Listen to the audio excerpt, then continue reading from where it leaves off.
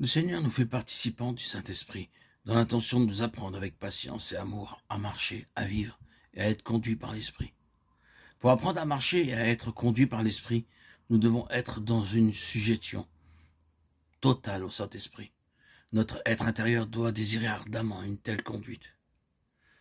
Si nous n'apprenons pas à marcher et à être conduits pas à pas par lui, nous commettrons des erreurs et essuierons des pertes. Au début de notre vie chrétienne, nous accomplissons beaucoup de services divers pour le Seigneur avec zèle. Seulement, nous n'avons aucune certitude que ce que nous faisons procède de Dieu. Nous travaillons sans témoignage intérieur de la volonté de Dieu. Il s'ensuit beaucoup de peine et pas de fruits réels. Nous avons à apprendre sous la conduite du Saint-Esprit et sous son contrôle à nous enquérir de ses plans. Enquérez-vous près de moi, touchant les choses à venir. Ésaïe 45, 11. Invoque-moi, je te répondrai. Je te montrerai des choses grandes et cachées que tu ne connais pas. Jérémie 33, 3. La recherche de son plan, de sa volonté pour notre service, de même que pour notre vie de chaque jour, doit être une recherche patiente. Nous ne devons jamais nous engager sans que nous soyons absolument certains de son plan. Nous pouvons être amenés à prier des jours, des semaines, des mois, jusqu'à ce que les choses deviennent claires dans notre esprit.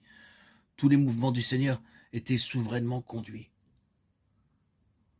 Il allait là où le Père voulait. Christ était entièrement lié et assujetti à l'Esprit. Paul s'assurait avec ses collaborateurs du plan de Dieu avant de s'engager en quoi que ce soit. Notre sensibilité à percevoir et enregistrer la connaissance de chaque détail de son plan dépend, dans une très large mesure, de la réalité effective de notre entière dépendance et sujétion à l'Esprit.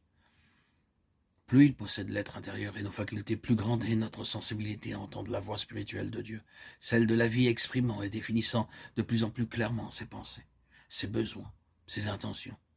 La présence de l'Esprit est de réaliser sa grande œuvre intérieure, à savoir la conformité au Fils de Dieu. Car la finalité sera l'Église. L'œuvre des mains d'un artiste, Cantique des Cantiques, 7.2. Or, c'est par lui que vous êtes en Jésus-Christ, qui par la volonté de Dieu a été fait pour nous sagesse, justice, sanctification et rédemption. 1 Corinthiens 1.30. Dans l'introduction de la lettre aux Corinthiens, Paul déclare quant aux croyants de l'Église de Dieu qui est à Corinthe, à ceux qui ont été sanctifiés en Jésus-Christ, appelés à être saints. 1 Corinthiens 1.2. Paul déclare que nous avons été sanctifiés, mais que nous sommes appelés à être saints. Tout croyant est donc déjà sanctifié en Jésus-Christ, mais il doit le devenir en expérience. C'est en vue de ce devenir que nous sommes par Dieu en Jésus-Christ. Il nous a plantés en lui. Christ, notre sanctification. La sainteté est la nature même de Dieu, et c'est en apprenant à demeurer en lui, instant après instant, que nous devenons graduellement ce qu'en lui nous sommes déjà.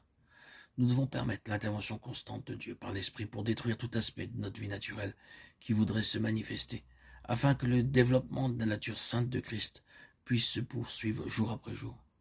Nous devons être un avec le Saint-Esprit dans le travail d'émondage. La sainteté est progressive et atteint son plein développement en demeurant un avec Christ dans sa mort, quant à notre vie propre, qui a été jugée une fois pour toutes, Dieu ayant donné son verdict.